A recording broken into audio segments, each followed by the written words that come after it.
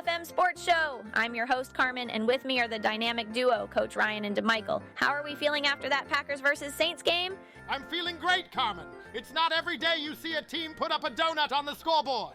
I know, right? The Saints must have thought they were playing a game of dodgeball instead of football. All right, let's break this down. The Packers demolished the Saints 34-0. What were the main takeaways? Well, first off, Green Bay came out swinging. They scored on their first 3 drives. It was like watching a kid in a candy store, except they were the only ones allowed to eat. And let's not forget the Saints rookie quarterback Spencer Rattler. You could see his confidence draining faster than my battery life during a game. Ouch, that's rough.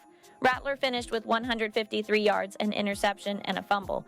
Coach Ryan, how does that happen? You know, Carmen, it's like when you go grocery shopping hungry. You end up making bad choices. He was under pressure and just panicked. It's like he was playing hot potato with the football. So, what was the turning point of this game? It was definitely Jacobs' 2-yard touchdown that made it 14-0. That was a knockout punch. The Saints were already reeling, and that just sent them to the canvas. And then, of course, Nixon's strip sack was the cherry on top. It was like he had a personal vendetta against Rattler. Talk about a game wrecker. Exactly. The Saints couldn't recover from that. It was like they were trying to drive a car with a flat tire. Now let's talk about the player of the game. Who's your pick? Josh Jacobs. 6 consecutive games with a rushing touchdown. That's more consistent than my morning coffee routine. Absolutely. Jacobs was a battering ram out there. If he were a car, he'd be a bulldozer, just plowing through defenders. What's next for the Packers and Saints? The Packers are facing the Vikings next week, and it's going to be a heavyweight matchup.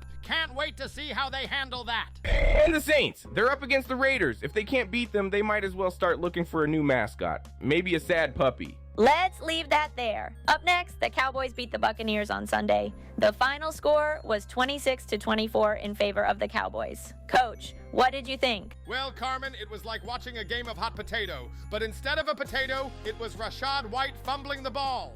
Right? At this point, I'm convinced White's hands are greased with butter. Someone get him some napkins! Now, for those who missed it, let's roll the highlight reel. Look at that. Baker evading a sack like he's avoiding a bill collector. But what happens next is a fumble and a Dallas recovery. I mean, you can't write this stuff. It's like the football gods were playing a prank on Tampa Bay. With that loss, the Buccaneers dropped out of first place in the NFC South. Who would have thought we'd see the Falcons flying high instead?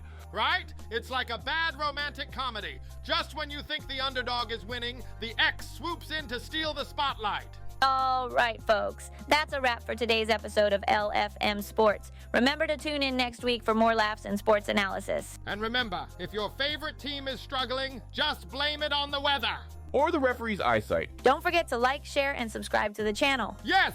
Do it now! And comment below! I can't wait to chat with you about today's episode! Merry Christmas, everyone. Merry Christmas! Merry Christmas and happy holidays from LFM Sports to you. Enjoy the holidays.